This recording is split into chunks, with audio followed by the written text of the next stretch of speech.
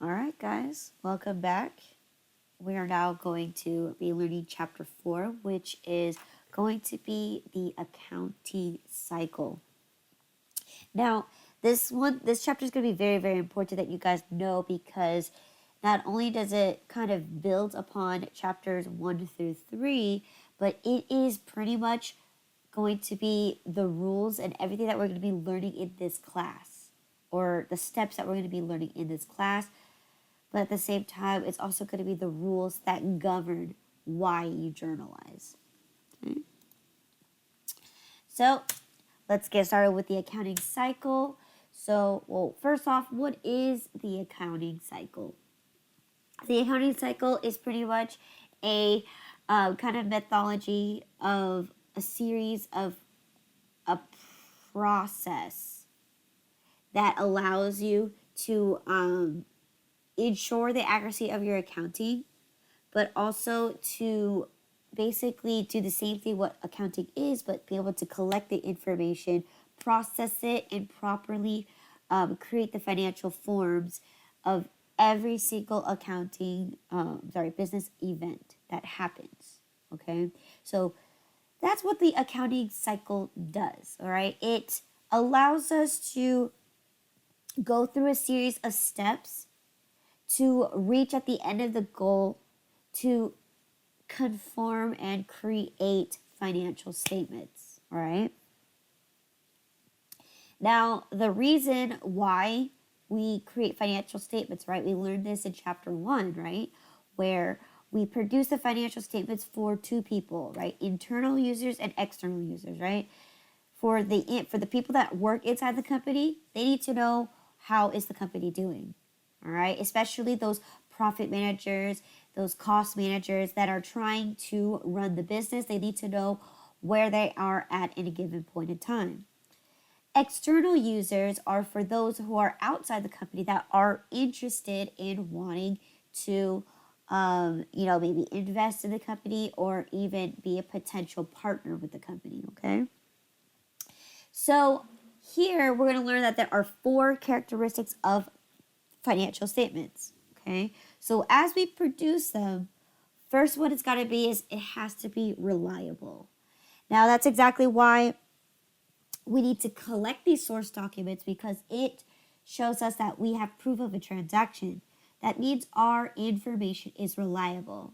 It's not information that we're just making up on as we go. It is reliable because we have proof that a transaction has occurred.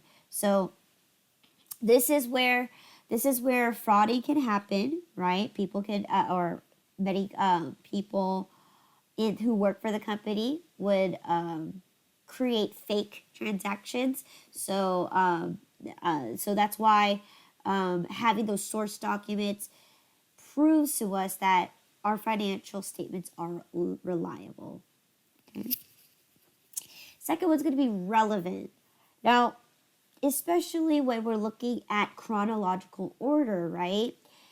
If you notice that when we say that when we have an accounting period is for just the month, then everything that you have transaction-wise are going to be relevant to that time period, right? For that month. But when we talk about relevancy, we're talking about that when we record a transaction, it's usually in the relevant time period, right? You wouldn't be journalizing something in your books that happened 10 years ago versus 10 years from now, right? Or current time right now. Because the purpose of this is that, of course, when we're looking at relevancy, we're looking at things that are more updated to the current times. So, of course, back then, a dollar was a lot more worth it now than it is now, right now, because the dollar right now is super stretched out.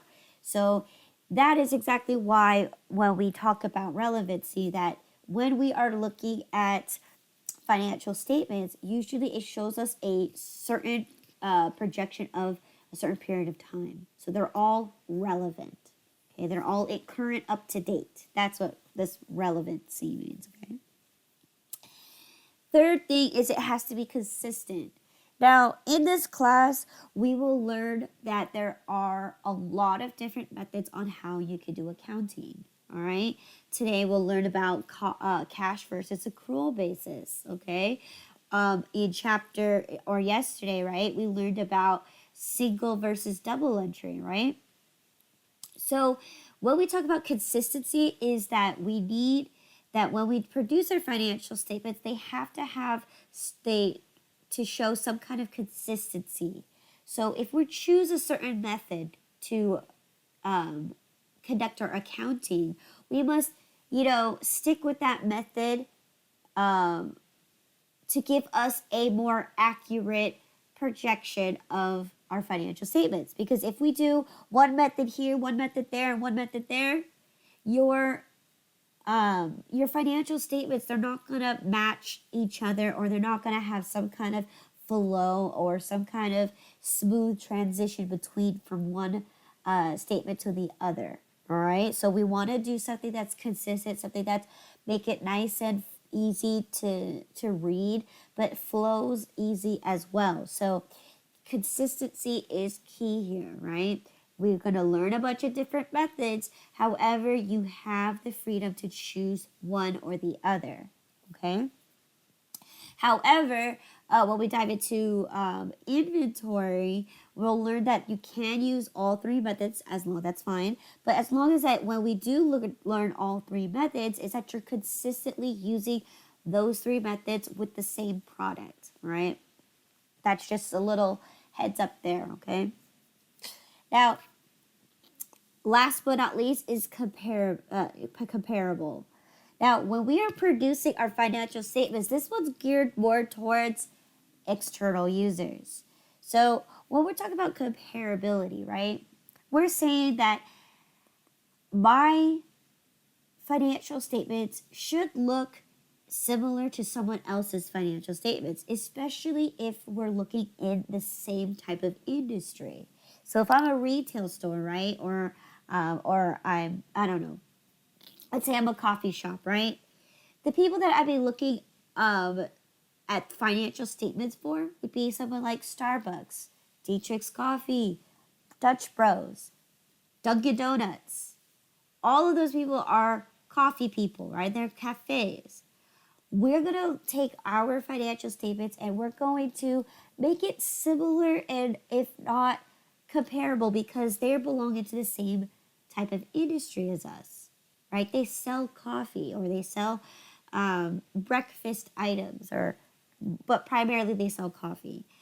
But in this case, right, the reason why we want to make ourselves look comparable is that because, especially for external users, if an investor is interested in wanting to invest in a small company, right, if our financial statements are not consistent, they're all over the place, they're not formatted correctly, then the other person who's done it nice and compared theirs to other coffee shops, they're more likely to choose their statements a lot more than our statements because ours doesn't look professional, it's inconsistent, and it's messy. So for this kind of type of financial reporting is that we want to make ourselves look comparable to another business that's in the same industry just so that we compare our profits and stuff too, right? This is also internal as well, is that we can see where that company is doing better compared to ours. Okay, so comparability is key, especially when you're formatting your financial statements. You definitely want to make it look real nice and neat and making it look comparable to other companies. Any questions here?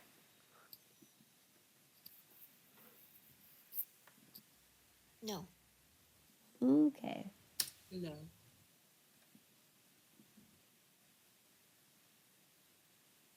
So here is going to be the 10 steps of the accounting cycle. Okay.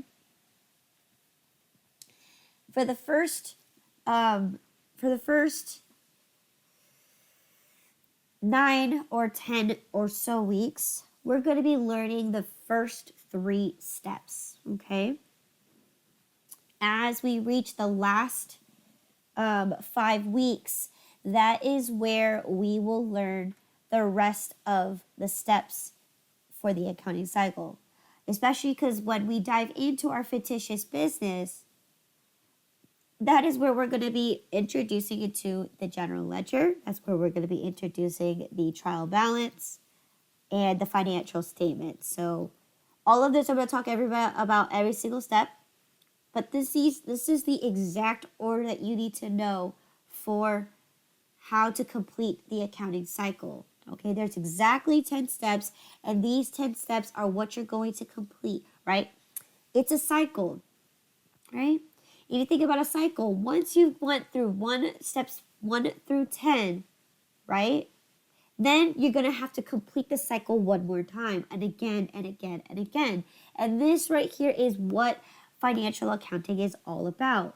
It's all about collecting our source documents, analyzing, journalizing it, and then posting it to our ledger, creating a trial balance to ensure that our debits and our credits match.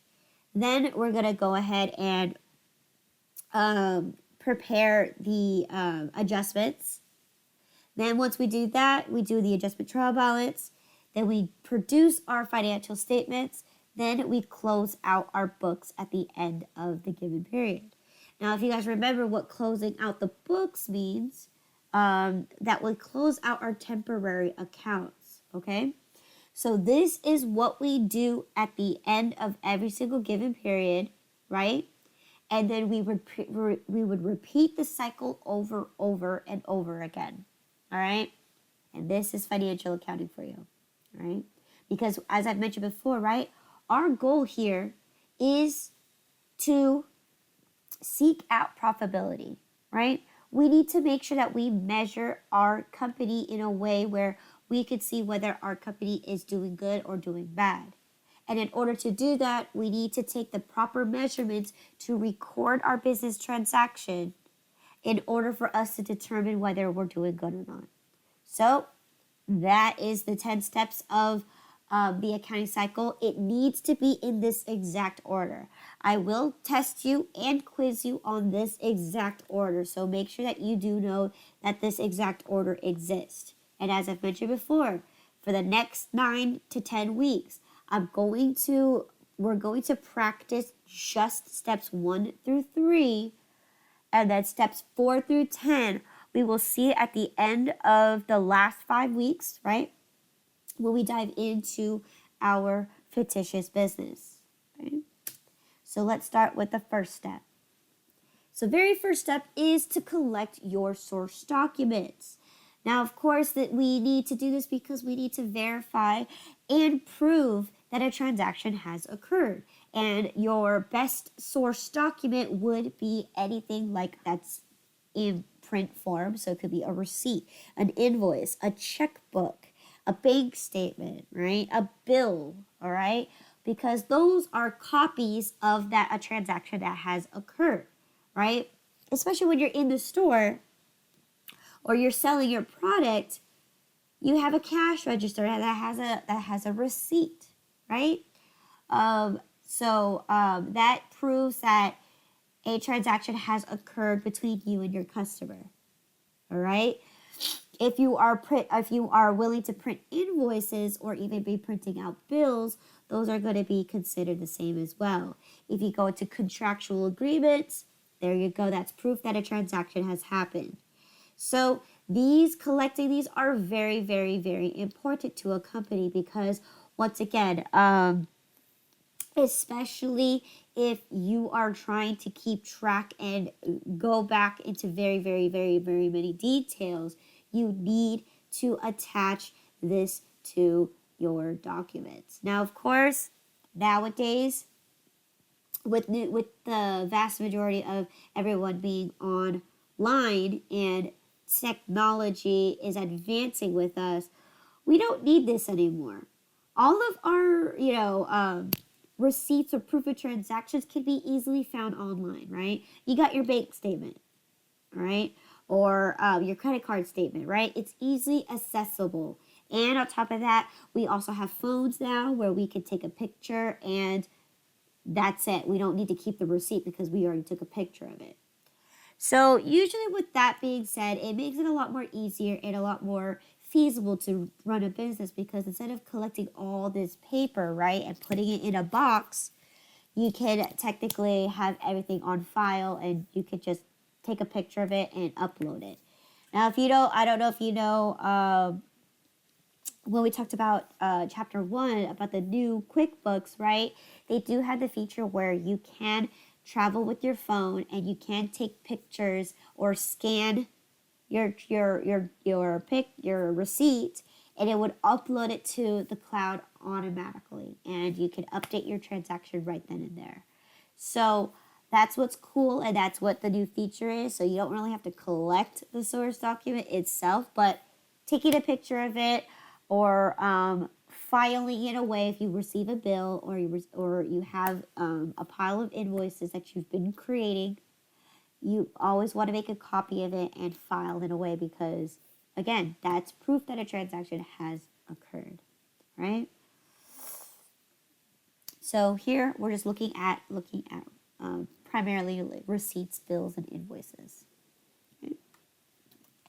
Then step 2 is we're going to take that source document and we're going to analyze and we're going to sort the information. So this is where transaction analysis actually comes into play, right? We learned the 7 steps of transaction analysis where we collect the source document, we look at it, we analyze it, we need to determine what accounts belong to it, use the debit and credit system, and then eventually journalize it. In this case, it's exactly what step 2 is. It's essentially the 7 steps of transaction analysis. Except here, let's look at this example, right? Here's a receipt that we purchased something for, right? We went to an office supply store, and here gives us these key information, right?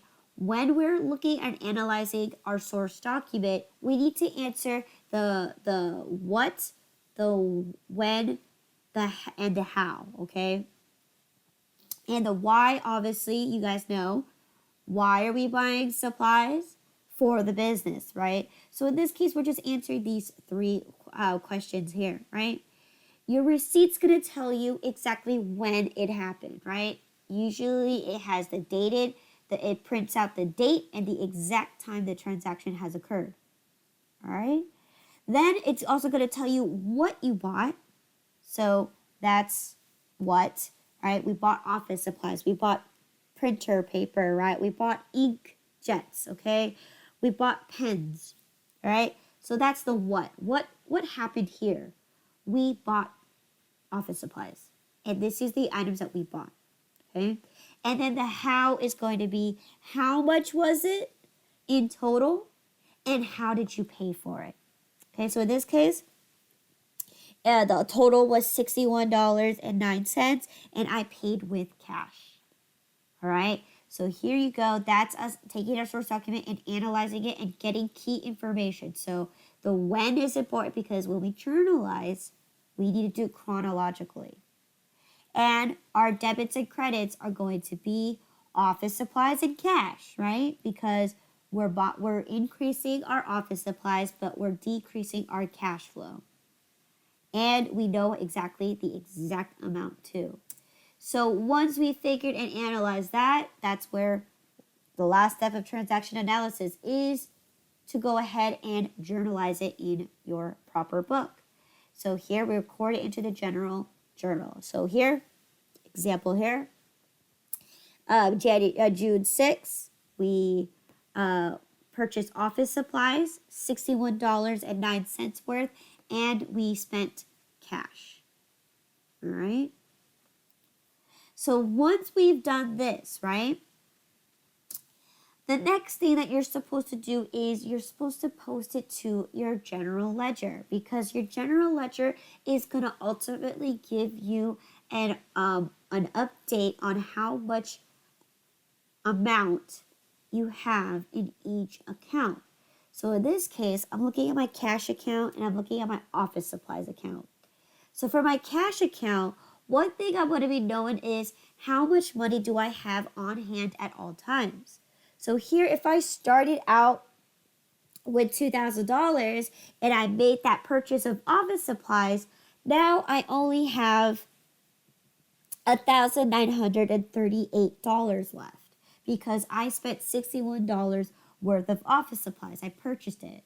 So here, this is letting me know how much my running balance or how much I have, whether it's in the bank, whether it's in a specific account, so such as inventory.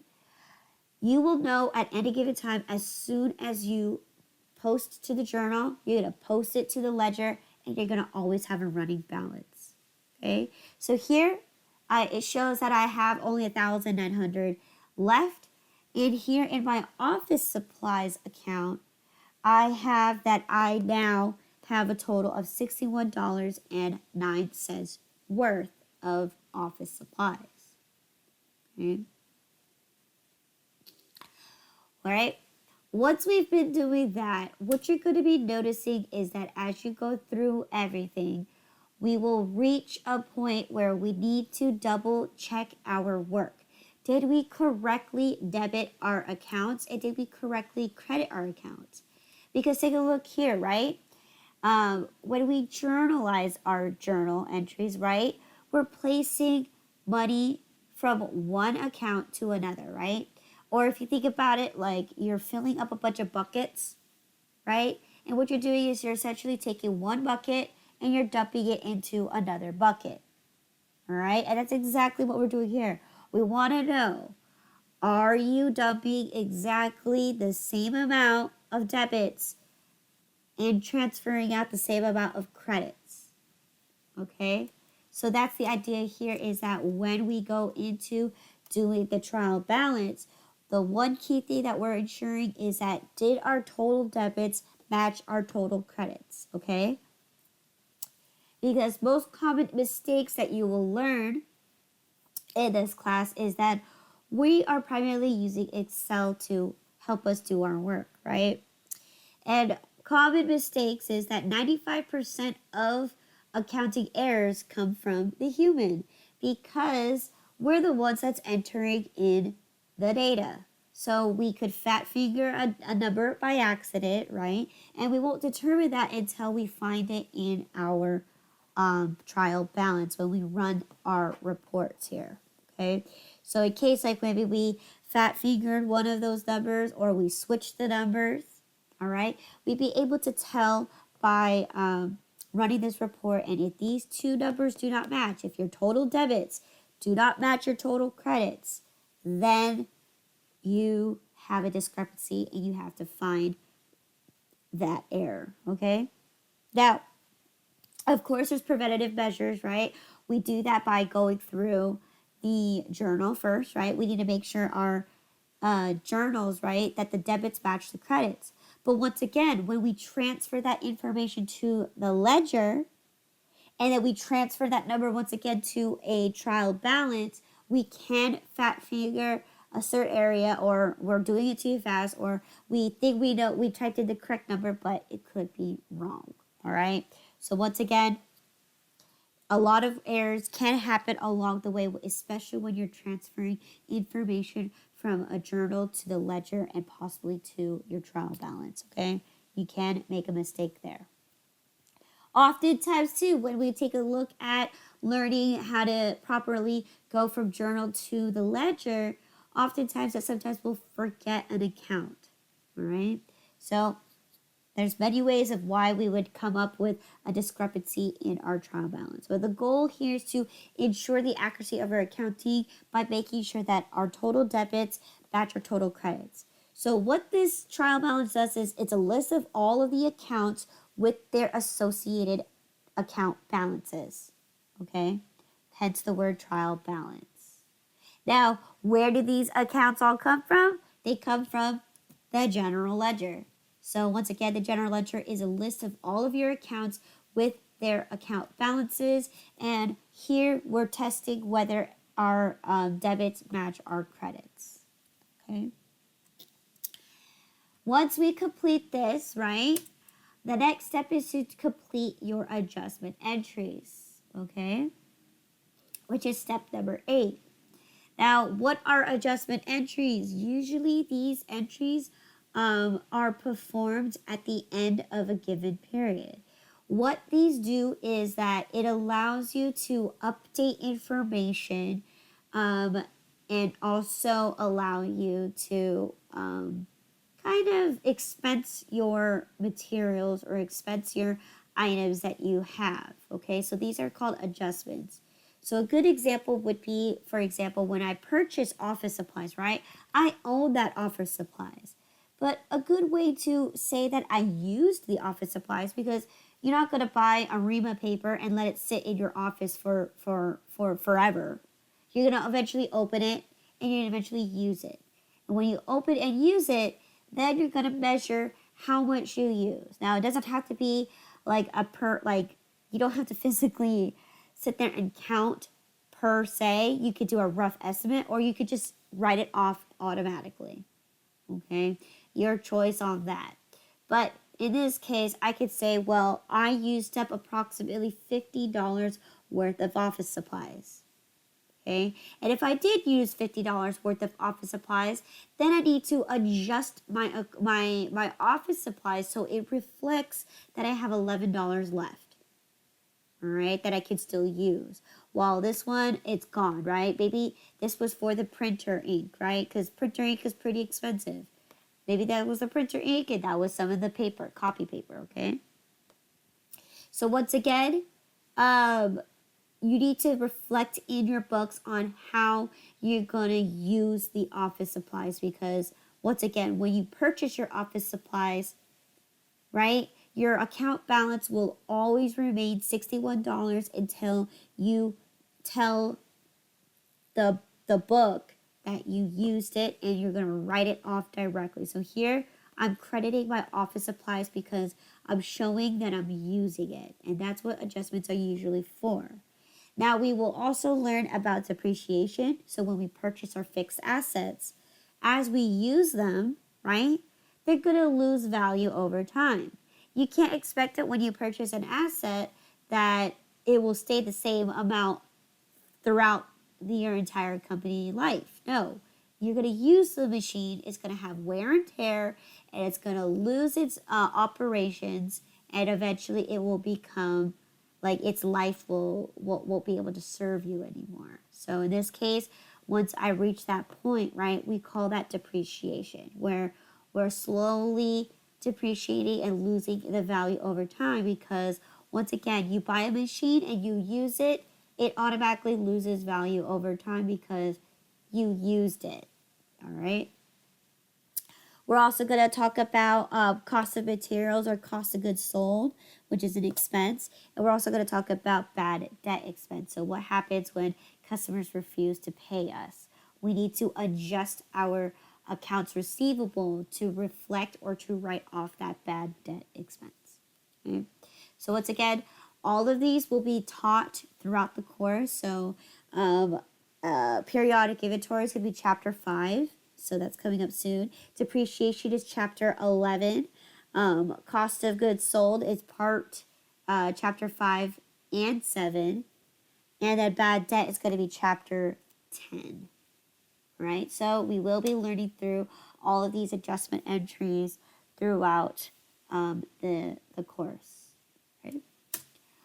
Once we complete our adjustments, right, we're still journalizing. So once again, we're still doing the idea where we're going from journal to the ledger to the trial balance, right? So if that's the case, we need to double check that when we do our adjustments, do they reflect that we did them correctly? So once again, we're going to test to see if our debits and our credits match. Because here, right, we are still transferring amounts into other amounts, and we're actually adding in our extra expenses.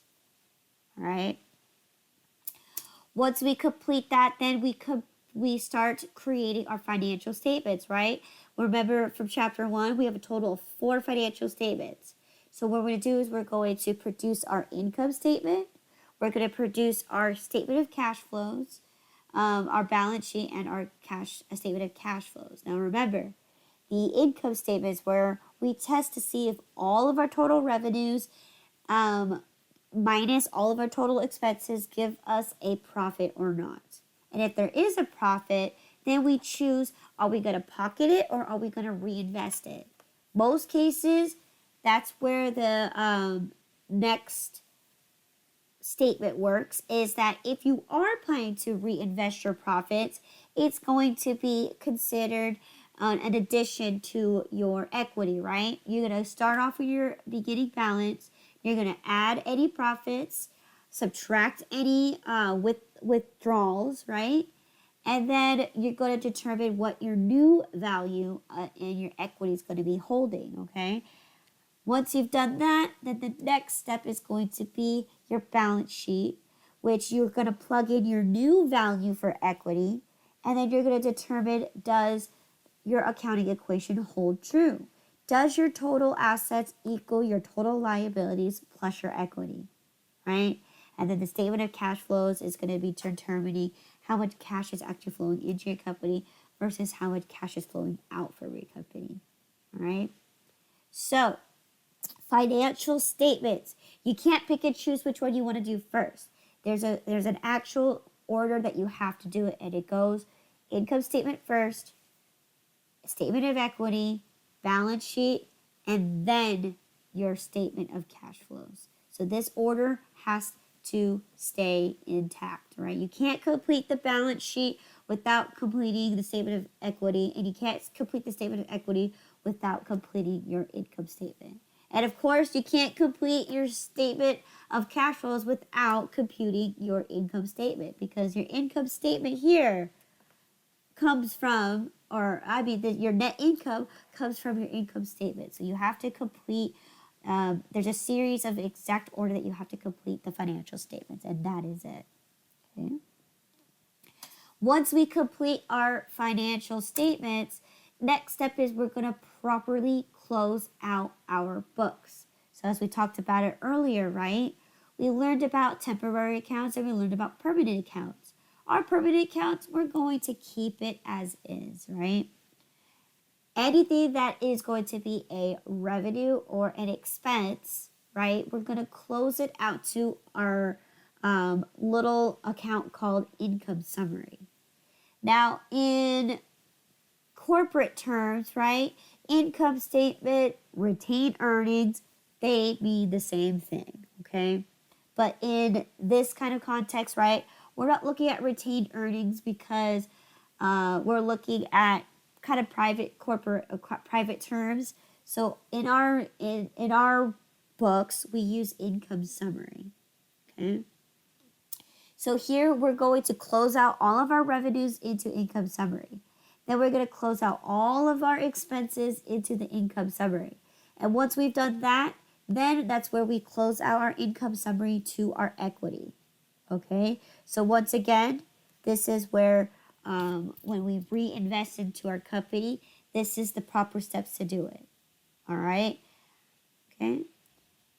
I'm sorry, you said the income statement is also called what? The income statement? Yeah, you said that we will close out all temporary accounts to the income statement, but you said it's also Okay, known as. income summary, not income statement. There you Income go. summary. Thank you. This one is also known as retained earnings. Oh, okay. Retained Yes. earnings. Okay, Yes. thank you. Yes, because like if you go into any other book, I believe your book does use income summary, but they also use retained earnings. If you go look into any accounting book, they're gonna refer, most commonly they will refer your income summary as retained earnings. Okay. Okay. I'm just telling you right now that it is interchangeable, and that's exactly what you're looking at, is that in case you do end up looking for extra resources to help you kind of understand accounting a little more, you may be confused here because you may find that they'll say, oh, it's retained earnings instead. No, they're the same exact words.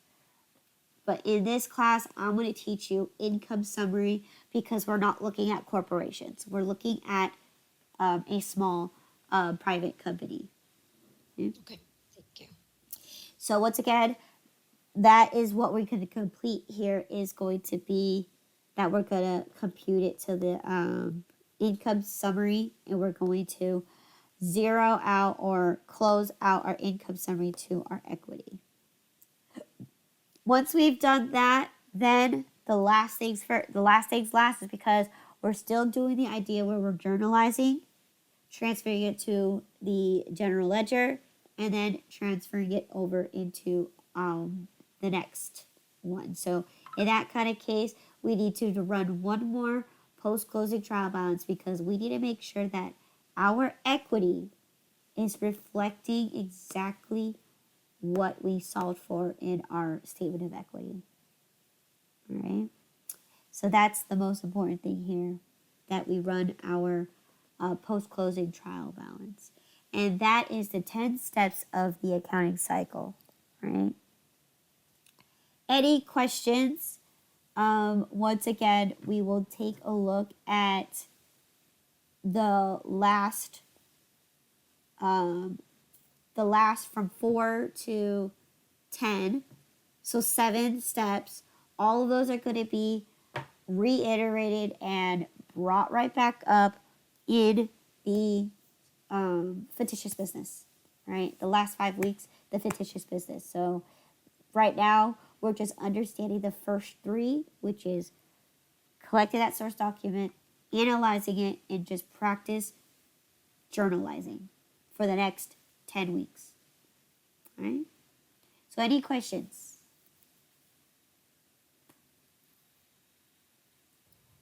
No. Okay. So now we're going to talk about the accounting period. All right? Well, the definition of the accounting period is exactly this right here. It is when we determine when we are going to schedule to complete the accounting cycle. Now, as you saw all of those 10 steps, what do you think? Which one's going to be the best one to work for your company? Now, again, it depends on how big your company is and how feasible it is for you to be able to complete it, right? So here are some examples of the accounting period, right? It could be daily, weekly, monthly, quarterly, semi-annually, or even annually.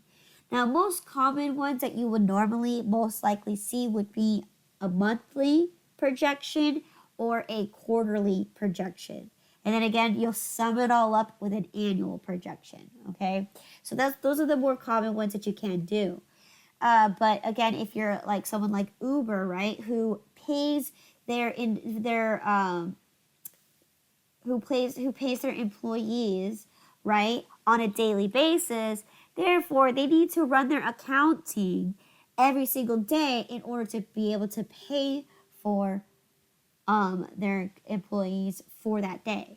So it also depends on what kind of business you are, right?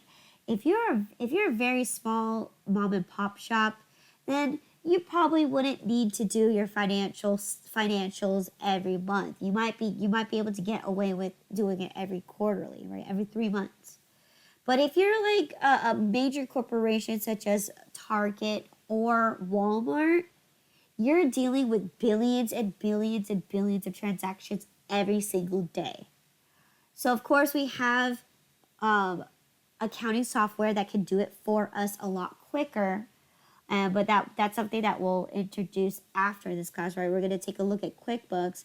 But you need to kind of understand a little bit about how accounting works for you to be able to manipulate QuickBooks to work exactly how you need to work for it.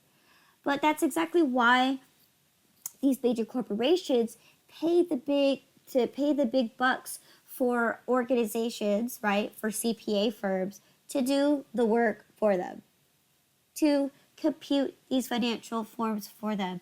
And usually, commonly, for those kind of typical organizations that have so many transactions, it's hard to do a monthly transaction, right? Because 1 billion transactions per day for a whole month, it's going to be definitely difficult to do. So they might have to do it every day if possible, all right? But for us, right, it's just whatever you determine that makes it easier for you to compute and be able to measure your how your company's doing, right? Most cases, like I've mentioned before, a monthly financial statement is usually a good projection, so you can kind of see how your company's doing on a month-to-month basis, right? But yes, those are examples of an accounting period. Just know that the definition here is that it is based on scheduling how to complete the accounting cycle. Now, as we mentioned before, 10 steps. You think it's easy now going through the 10 steps, but once we dive into our fictitious business, it takes forever to go through all 10 steps of the accounting cycle. Now, with that being said, here's a little extra information here is that when you do use the accounting cycle, right? We the government also recommends you to use an annual projection here. Now, here you have the choice when you do business is what kind of year you're going to be using, right? You could either use calendar year or you could use fiscal year. Now, this right here is based on when you guys are going to file your taxes, okay?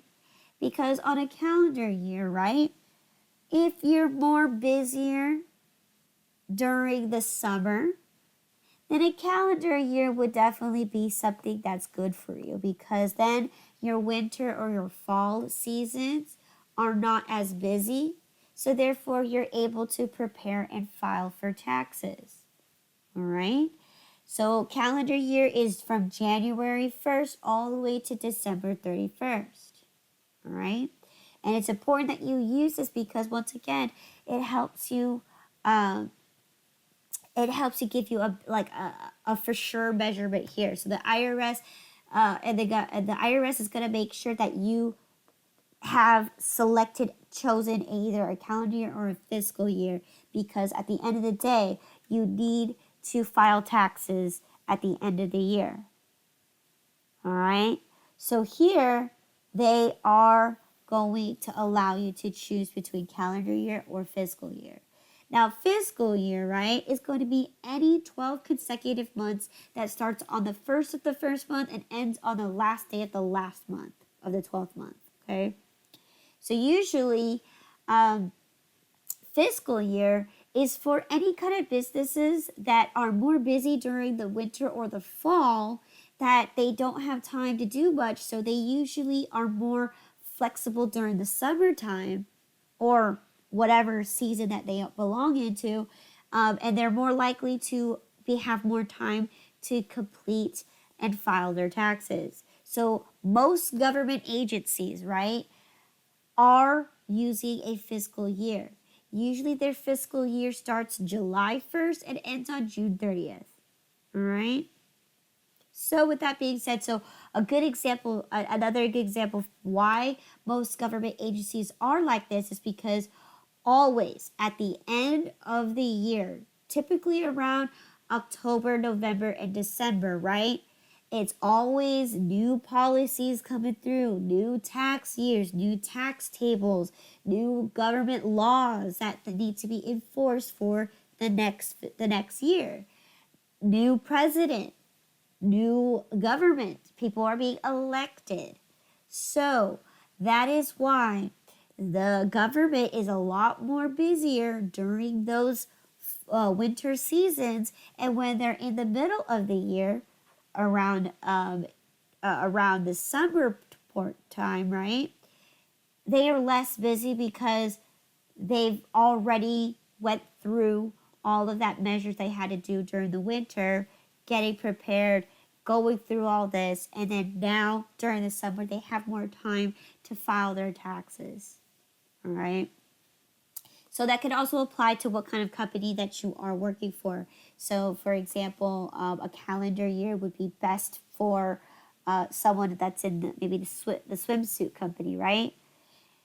most sales and most profits usually happen during the summer when people need to go, buy some bikinis or buy some bathing suits so they can go, to the lake or something, go summer vacation or whatever. But during the winter, not so much. Even though there are indoor facilities or winter events, not so much as summer, right?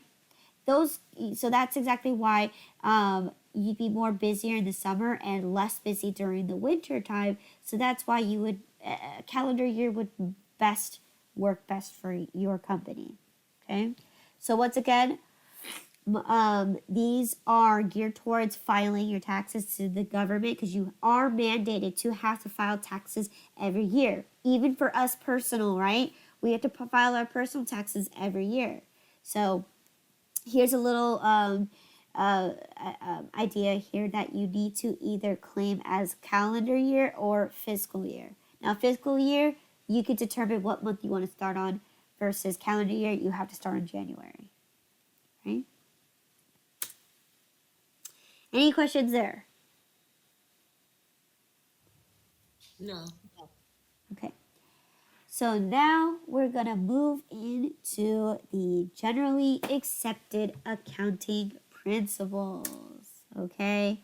So what are these principles? These are the rules and guidelines to help you ensure not only the accuracy of your accounting, but also its standard procedures and rules to also prevent fraud from happening. And these rules and guidelines were created by the Federal Accounting Standards Board, FASB for short. Okay.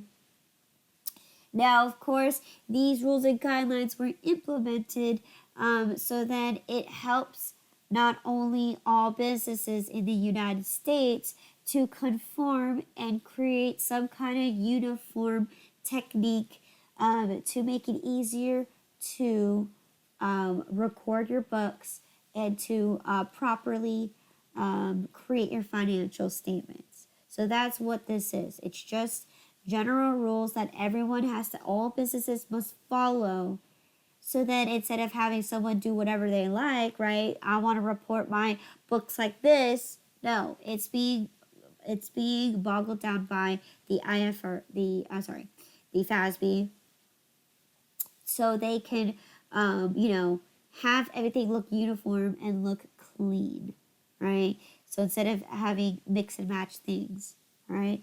It's a set of rules, and it's a way to keep everybody look uniform and make it easier for everyone to do their accounting and create their financial statements. Okay? Now, I'm going to tell you this. The GAAP is only used in the United States. It is actually, the real title of it is called US GAAP. All right? Only used in the United States because, as much as I don't want to say this, but the United States, right? We always want to be different from everyone else for some reason, right? We want to be unique. We want to be the best, whatever it is, right? So here we have a whole set of new rules and instructions on how to do proper accounting.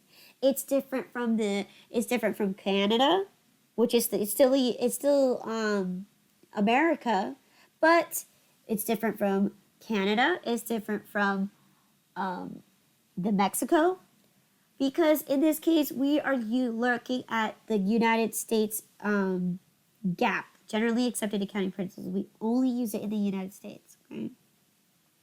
Now, and we're only going to be focusing on that in class just because, yes, we are here in the United States. We need to learn this because if we do potentially want to do a business or create a business, we need to be able to follow the United States guidelines, all right? But when we talked about international accounting, right, this is what they need to know.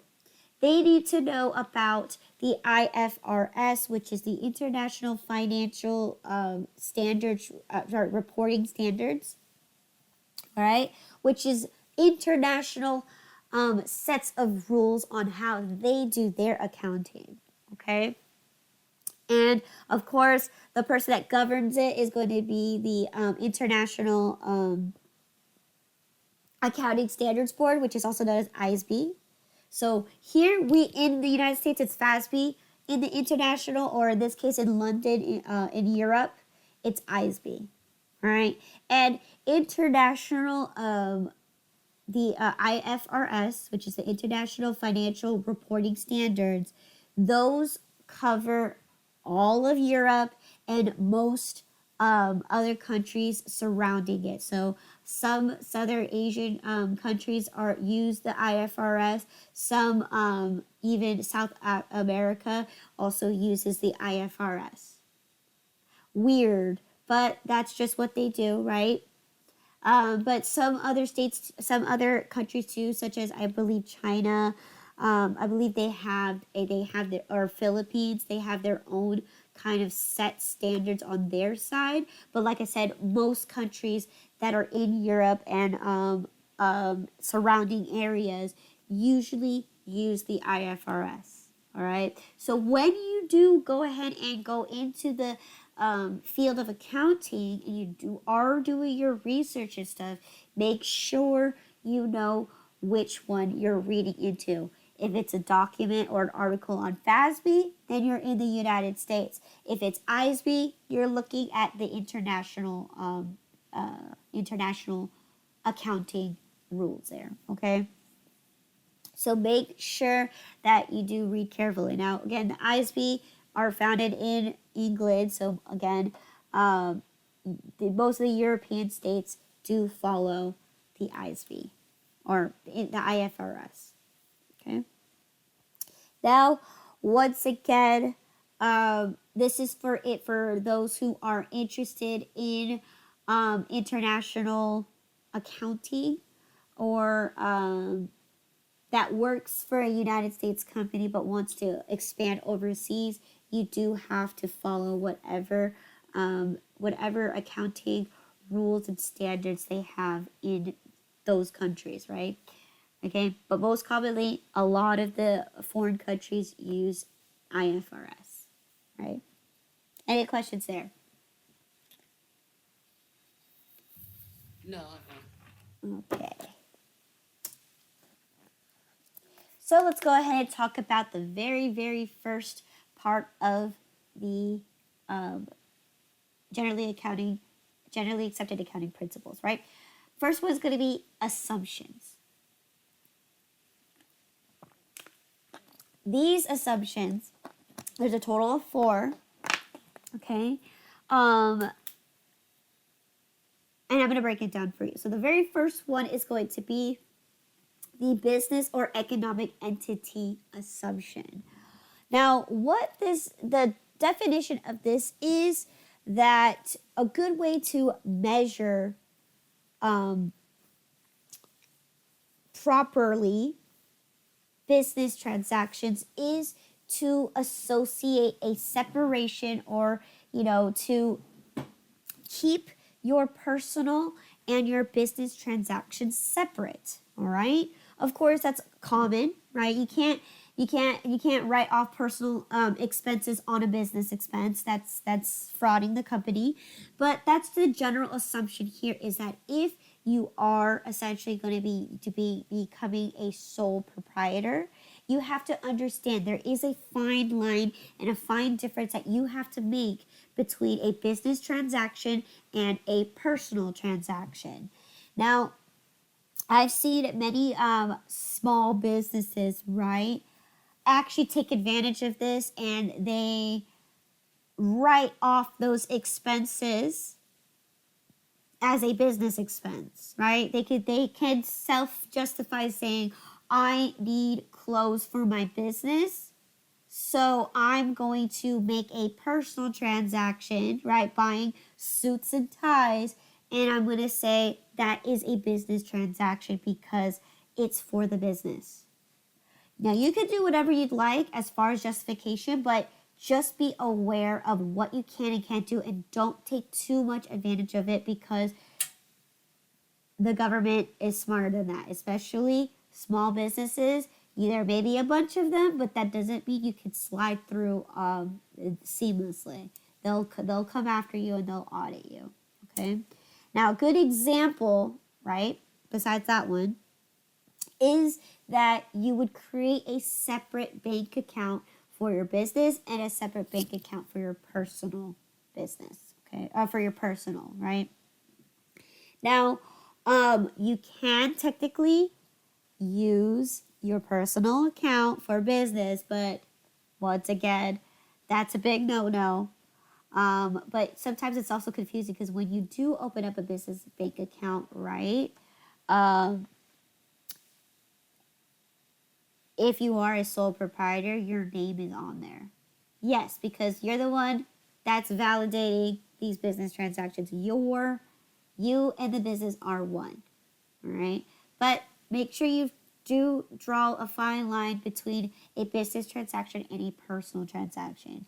Make sure you have the proof that you can justify that this transaction is either personal or a business transaction. That's the most important thing here is that right there. Okay. The second one is going to be the going concern assumption. This one says that even if you have a foreseen event or a foreseen foreclosure, right? Let's say you potentially know that your business will go out into out of business, right? You will remain and continue doing business as usual, right? Running your operations just as usual until you actually physically close. All right? So a great example is going to be Sears. All right? Sears has been going on and doing its major operations as usual, right? They sell a lot of things such as appliances to clothing to et cetera, right? Now, when Sears decides to file for bankruptcy, right? They still continued selling out all of their items until the day that they had to close their doors. All right, so that's the idea here is that even if you have a foreseen foreclosure, you're still going to continue doing your major operations until you close your bank account or the doors of the physical stores close on you. Okay, so that's the idea here. You're going to continue doing business as usual. So in this case, Sears, they still sold their stuff. Of course, you could add other things like such as closeout sale, right? You could still do it. You could still, because that's still doing your main core of operations, which is sales, right? You're still selling your items, but because you're trying to get rid of your inventory, you're still essentially not giving the stuff away for free. You're still doing a business transaction as if the company is still existing. Okay? That's the idea there. Next is going to be monetary assumption. All right? Now, monetary assumption is broken down to 3 things, but they all are going to be considered the same under the monetary assumption. First one is going to be monetary unit. So, of course, it's basically determining what kind of type of currency you're going to be using in accounting. So, of course, we live in the United States, so we're going to be using the U.S. dollar. Okay? So here, the U.S. dollar. Okay? Then number 2 is going to be monetary measurement. Now, this goes hand in hand with our journal as well. This is the reason why we journalize the way we journalize, okay? So if you guys remember from our exercise yesterday, right? We purchased 100 units at $1, right? But in our books, we have to say that we spent $100 to purchase our inventory. We can't say that we bought 100 items. No. So in this case, we need to reflect or record all of our business transactions in terms of dollar value. So once again, another example would be if you had employees, right? You can't write that you have 20 25 employees and say, that's my journal. I'm going to journalize that I have 25 employees. It doesn't work that way. It must be in terms of dollar value. So the best way to measure that is to calculate the whole entire cost it takes to have employees work for you. So all of the salaries, all of the wages, you're going to calculate all of that, and then you're going to journalize it as a overall measurement of having employees. All right. So you're doing it as in terms of value, a dollar value versus writing quantity. All right. Then, last but not least, we have stable currency. All right. So the unit of currency is stable. All right. So when we talk about stable currency, right, we understand that the U.S. dollar, right, it is considered a stable form of currency because we know that that's what we use, right? To us, it's stable because it's a consistent form of currency that we use out throughout the United States. Now, we also know that the dollar does lose its value over time. But the value of the dollar doesn't change drastically. It changes maybe every 10 years or so, or it changes like maybe half a penny every year or so, right? We know that our dollar does not expand or does not, does not change its value over time quickly. All right. So that gives us, a way to say that our dollar bill, right? A dollar right now is still worth $1 here in the United States. It's nothing else, right? A dollar is still a dollar. And we can take that idea and we can make projections for the future.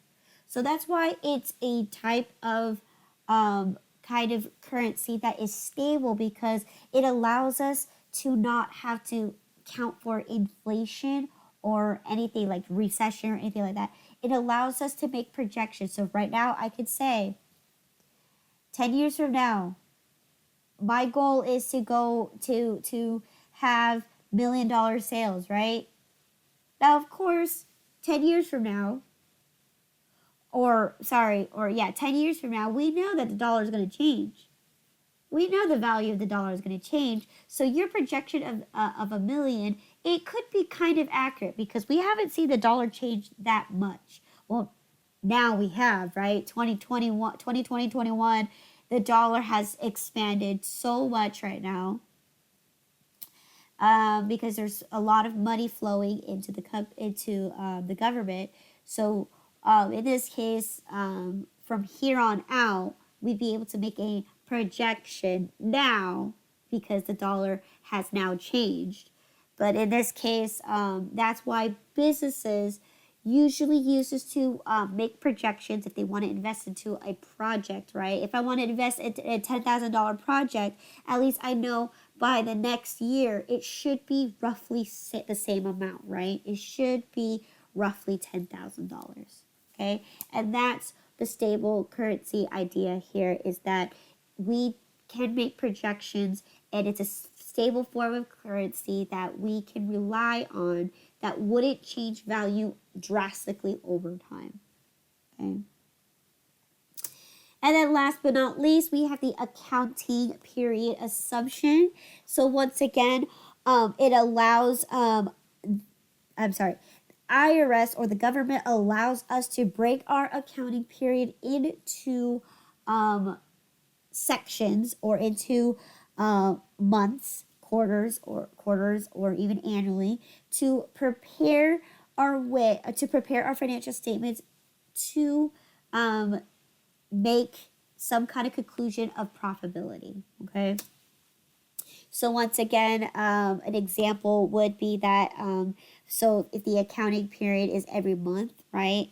Then we would produce monthly financial statements, so monthly profit and loss statements, right, which shows us our line of profitability. That's where we could see a projection where we see growth in our company, right? And the government the FASB is the one who governs this. So once again, we know it today as the government wants us to have a full year because that's how we prepare our taxes. So the FASB, they said you could break it down even further, the accounting period, so you could have some kind of measurement or means to see profitability. So in this case, you could use monthly, quarterly, annually, daily, whatever makes sense. The FASB is allowing you to break it up into those pieces. All right. So any questions here in regards to assumptions? It's a lot, yes. All right. So now we're going to talk about basic principles.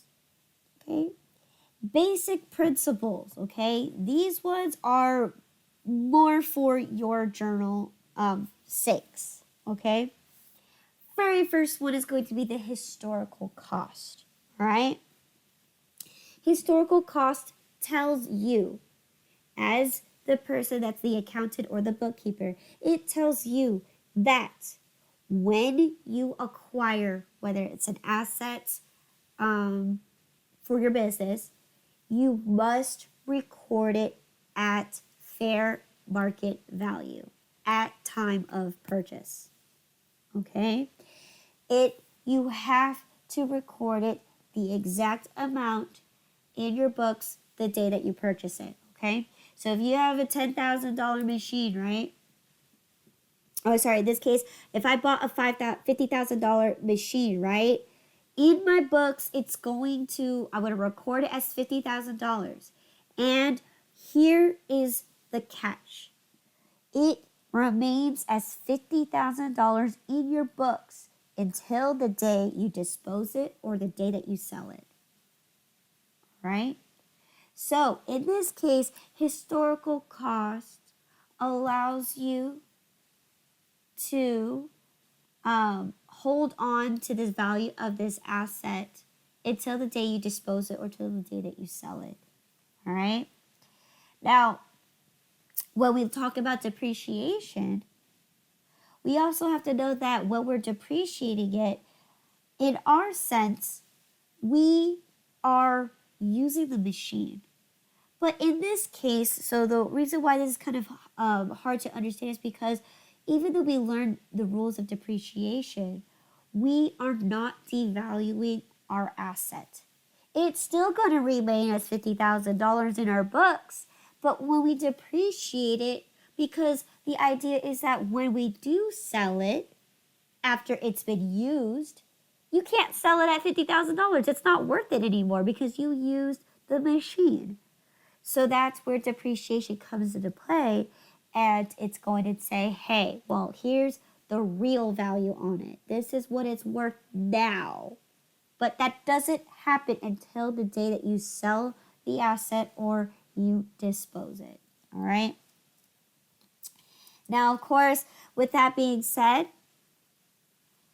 there are some rules and exceptions to this historical cost, and that's going to be inventory and securities. All right? So again, if you buy a bank bond, the purpose of a bank bond is to multiply its value, right? And when you redeem it, it's going to be worth more. So in that kind of sense, yes, bank securities are going to be one of those things where you purchase it, and when you redeem it, it's going to definitely significantly increase in value, obviously, right?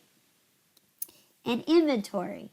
Inventory, we're going to learn about how when we do make purchases of inventory, of course, with technology, right, advancing, we can see that any purchases of inventory will lose its value over time because due to the market. All right. So again, for the iPhones, right? Even though iPhone 8 are still being sold right now, right? It's definitely lost its value significantly because we have the new iPhone 12. Well, now we have the new iPhone 13 coming out, right? So there's better technology, better equipment, better things. So therefore, you can't sell your iPhone 8 at 1100 anymore. It's going to lose its value significantly over time, especially now that it's like what 3 years past now. So think about it. Therefore, your maximum you could sell it out to the public is probably easily maybe $600 or even $300 at most, because you have the newest iPhone at $1,000 right now.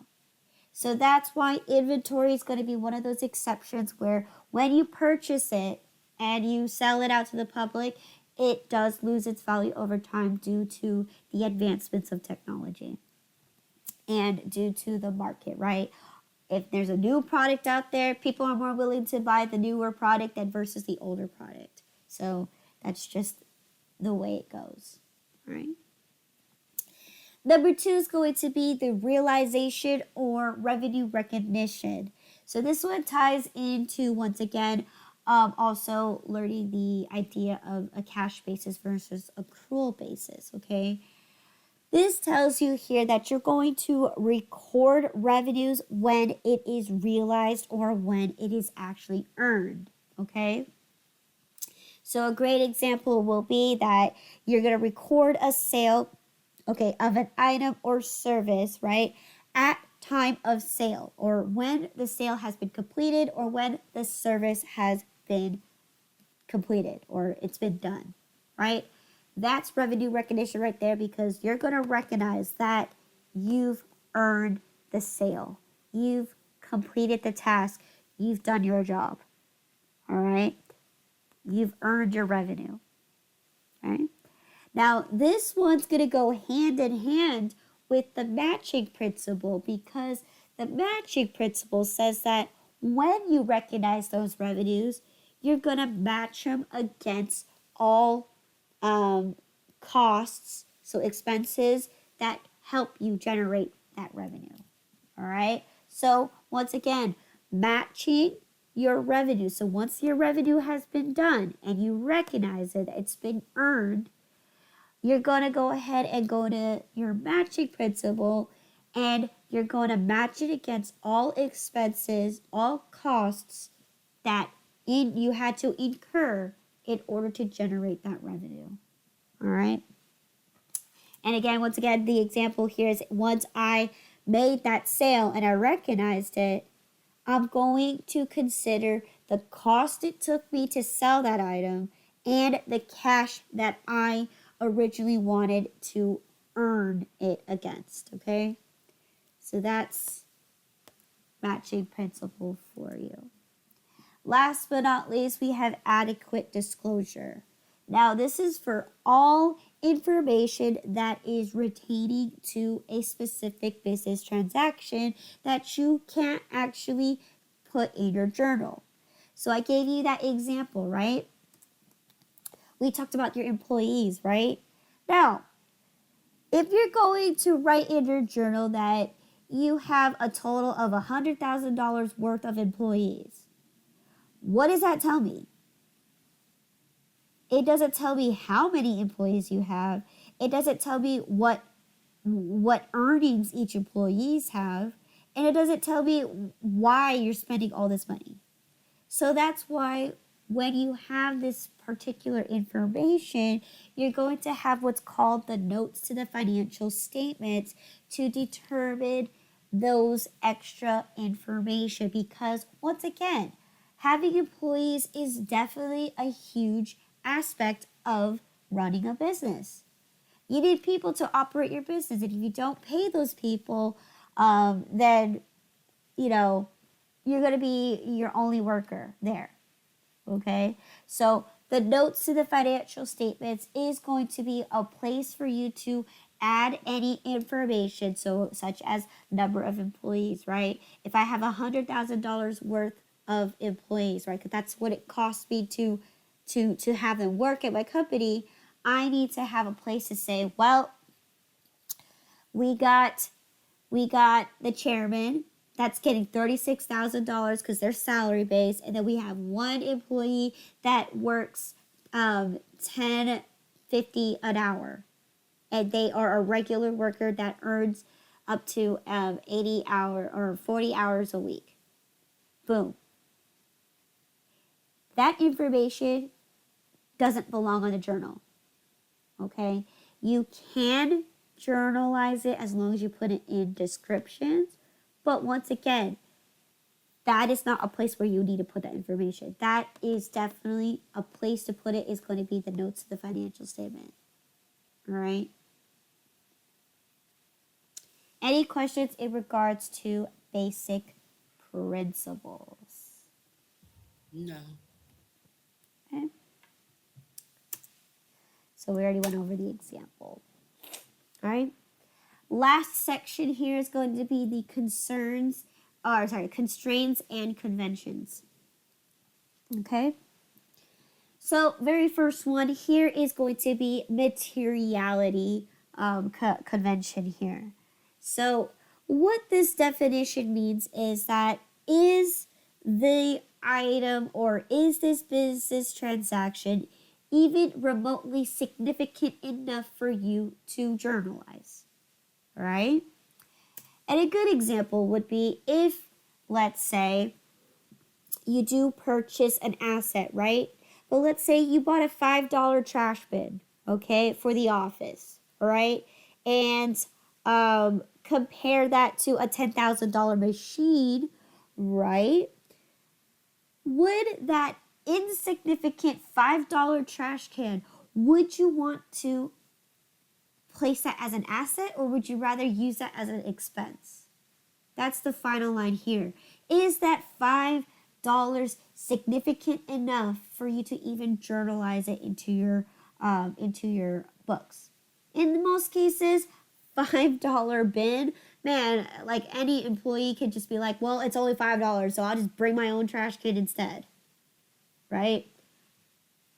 Again, compared to a $10,000 machine, well, yes, $10,000 could drastically affect your business by a long shot, right? Because eventually that machine that you're buying for the company is essentially made to produce the products for you in the company. So yes, that's a huge drastic transaction that you should record in your books. Where a $5 trash can, that's easily, I could just write that off as an expense. Okay. And the next one we're going to take a look at is going to be cost benefit principle. Okay. I'm sorry, cost benefit convention. So when we look at this right here, cost benefit, this is more towards when we need to make an executive decision. All right. Now, this is where we're going to have a couple alternatives. And when we look at those alternatives, we need to weigh the cost against the benefit that it provides. So a great example is that if, let's say, you are a t-shirt industry, right? Or you are trying to produce a product, right? A good example would be like if it costs you, right? So you'd say, I want to produce the product here in the United States. In the United States, of course, it's going to be very costly, right? However, the benefit is that you have a quicker turnover time, right? The product could be produced in 24 hours and it could be shipped to your store like almost instantly, right? Whereas, but it's going to cost me a lot of money. Whereas if I were to outsource it and say I want to produce it overseas, right? Obviously, the cost is going to be significantly lower. However, the turnaround time is going to take anywhere from 5 to 7 days, or even 14 days, because of shipping products overseas and having to ship it back between the foreign countries. There could be foreign policies along that, so the shipments from another country could take longer. All right. So here is where you have you have two alternatives and you're weighing the benefits against the cost that you're encountering. So again, of course, you can consider that. And that's the cost benefit. And you would choose, and this would go along the line with conservation or conservatism convention here, because out of these two alternatives, you're going to choose the one that's least likely to overstate your assets. Okay? Now, what does that mean? Well, I'll give you another example here. So, what I mean by least likely to overstate your assets, when we come to that conclusion, right, you're going to be conservative. You don't want to take the profits for that reason. You want to be conservative and you want to benefit society more than yourself. So in this case, right, another example will be that, let's say you are purchasing your inventory, right? And when you cost when you cost it out to when you sell your item, right? You have to calculate the cost of good it takes to sell that item. You're going to round down, because in this case, you're not wanting to take that profit. You're wanting the government to take the profit, or I'm sorry, you want everyone else to have the benefit there. You want everyone else to gain the better deal.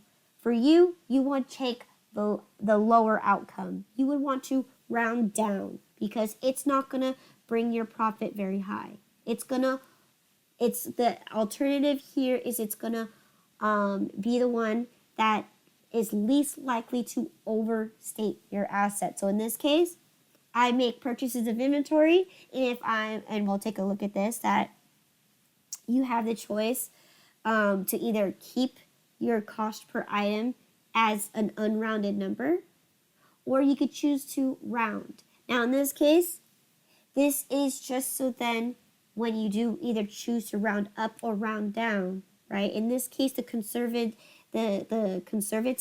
is that you would choose to round down, because then you would not overstate your inventory. All right? That's kind of confusing now that I just reiterate it in my head, but in this case, how do you round down? You mean by not putting the cents on there correct. and just okay. Oh, no. Okay, so we'll take a look at it in inventory, right? When we actually take an average cost per item, right, you're not going to get a nice even number. It's going to be 1.5679999, right? Because when you're taking the average cost, you're spreading the cost amongst the number of number of items that you have. It will never ever pose as even. So in this kind of sense, right, when we sell our items, right, we're going to choose to round down, because we don't want our inventory to reflect at a super high number. We want it to reflect very low. Okay? Because at the end of the day, we're sacrificing our profits for the better of the good, for the public. Okay? So when we talk about rounding, right, we would choose to round down instead of round up. Okay? Okay, that makes sense. All right? Let's do another example. Sales tax. Sales tax is a percentage, right? It's 8.25%, or right now it's 8.375% or something like that, right? If I just use 8.25%. Now, if I make a purchase of $100, right, my tax is going to reflect as 100 plus my $8.25. But if I do 8.375, right, so 100 times 8.375, now I have to choose to round up, because that's greater for society, because government's going to want every penny. They want you to round up because that benefits them in society. They would never tell you to round down. They will never tell you to round down. So you're looking at $8.37. They're going to tell you got to round up because that benefits society. That's could be conservatism because that's 1 penny that you are not saving for yourself. That's 1 penny that goes towards the government. Because you would have to round up to 38 cents because there's half a penny on hanging on the other end of right there. So 8.375. You would have to round up, and they're gonna make you round up because you're trying to be conservative. You're being conservative. You're being conservative because you're not taking that extra penny. You're giving that extra penny to the government. You're not going to overstate your assets. Okay? Is that a little more clear? So what it means is they rather for you to take a loss for the good of society. Correct. And that's the conservatism method here. Yes. Right. Last but not least, we have industry practices. Now this one is similar to when we were talking about comparability, right? This is where we are going to look at customary industry practices. So let's say someone in our industry. So if I was a coffee shop, right? I would be looking towards Starbucks, Dietrich's Coffee, Dutch Bros, right? Because they all are under the same industry. They all sell coffee, all right? And what this entails is that we would tend to kind of gear towards what they're doing because whatever they're doing must be doing something good, right? Or in this case, maybe a new law came out, maybe a new gap rule came out. And if they were to tackle that gap rule, you would kind of go towards their direction too, because once again, they are in the same type of industry you are. So they must have figured it out right, and you're going to kind of gear towards it. Okay? So that's exactly, for example, right? If you own a coffee shop, you're more likely to compare your financial statements to these type of organizations or these other businesses because they are doing something right. And you're more geared towards to kind of follow their trend and their ways because, once again, we want to make our financial statements comparable, but we also want to make it attractive for other people. And especially if they've got the methods to do it right, we kind of want to gear towards that same direction as well. So that is industry practices. Right? If Starbucks and Dutch Bros are doing their accounting specific way, we're going to have to figure out and kind of gear towards their methodology as well. Ooh. All right, any questions? No. Okay. So I'm going to stop here and we're going to take a break because it is exactly now 10 o'clock. So we are right on schedule, right on time.